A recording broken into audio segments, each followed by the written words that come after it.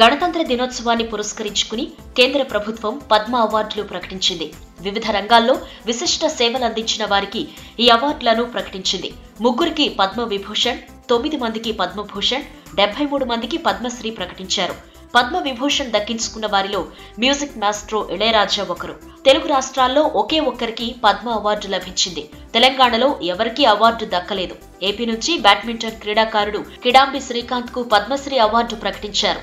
Padmashri award పొందిన వారిలో మహారాష్ట్రకు చెందిన శాస్త్రవేత్త అరవింద్ గుప్తాకు, కేరళకు చెందిన లక్ష్మీ కుట్టికి, ఎంఆర్ రాజగోపాల్ కు, కర్ణాటకకు చెందిన సలగత్తి నరసమ్మకు, హిమాచల్ ప్రదేశ్ కు చెందిన ఏషి ధోడెన్ కు వైద్య రంగంలో పద్మశ్రీని కేంద్రం ప్రకటించింది.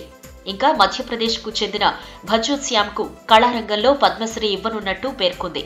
బెంగాల్ కు చెందిన సుధాంశు బిశ్వాస్ కు సేవా రంగంలో, బెంగాల్ కు చెందిన సుభాషిణి మిస్త్రీకి సామాజిక సేవలో, సాహిత్య రంగంలో విజయలక్ష్మికి పద్మశ్రీని అందించనున్నారు. తమిళనాడుకు చెందిన రాజగోపాలన్ వాసుదేవన్ కు, మహారాష్ట్రకు చెందిన మురళీకాంత్ పటేకర్ కు పద్మశ్రీని ప్రకటించింది. ప్రముఖ సంగీత దర్శకుడు ఇళయరాజాను తాజాగా కేంద్ర ప్రభుత్వం పద్మ విభూషణ్ అవార్డుతో సత్కరించింది. తమిళనాడు రాష్ట్రంలోని పన్నైపురంలో జన్మించిన ఇళయరాజా దాదాపు 5,000 పాటలకు సంగీతం అందించారు. 2010లో పద్మభూషణ్ అవార్డుతో సత్కరించిన కేంద్ర ప్రభుత్వం తాజాగా 2018లో ఇళయరాజాకు పద్మ విభూషణ్ అవార్డును ప్రకటించింది.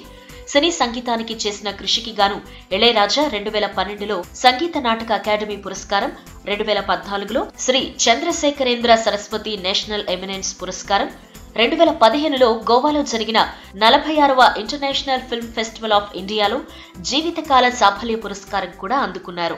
ఈ వీడియో మీకు నచ్చినట్టయితే లైక్ చేయండి, షేర్ చేయండి. మరిన్ని ఇంట్రెస్టింగ్ వీడియోస్ చూడడానికి మా ఛానల్ కు తప్పక సబ్స్క్రైబ్ అవ్వండి.